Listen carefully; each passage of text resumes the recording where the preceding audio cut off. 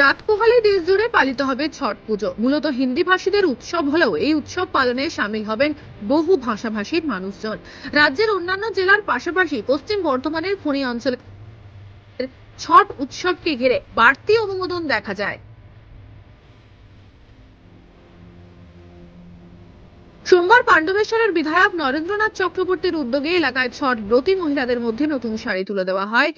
বাংলা ইন্দ্রাচক এলাকার মোট 2800 জন মহিলাকে শাড়ি বিতরণের পাশাপাশি পুজো সামগ্রীও বিতরণ করা হয়।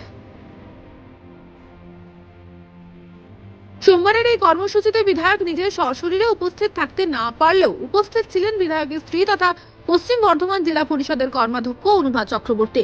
এছাড়াও উপস্থিত ছিলেন পাণ্ডবেশ্বর ব্লকের পূর্ত কর্মাধ্যক্ষ কিরিটি মুখার্জি সহ অন্যান্য ব্যক্তিবর্গ। বিধায়কের উদ্যোগে নতুন শাড়ি পেয়ে খুশি মহিলারা।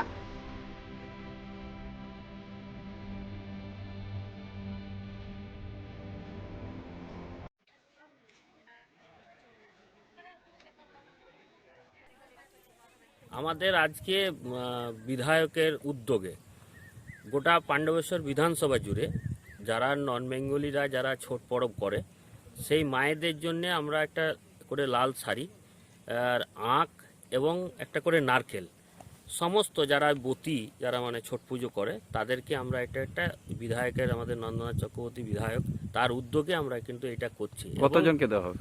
প্রায় 2800 জনকে 2800 জনকে দেওয়া হবে। এটা বাড়তেও পারে, হয়তো অনেক হয়তো নাম দেয়নি, হয়তো আজকে আসতে পারে, তাদেরকেও আমরা দেবো। মানে আমরা এখনো পর্যন্ত ঠিক করেছি যে 2800-3000 জনকে আমরা মহিলাদেরকে আমরা দেবো।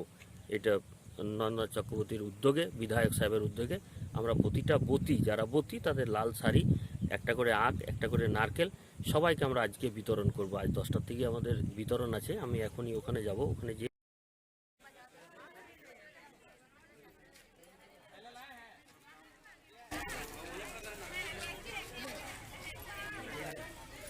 পাণ্ডবেশ্বর থেকে অভিজিৎ নায়কের রিপোর্ট, টিভি নিউজ 10।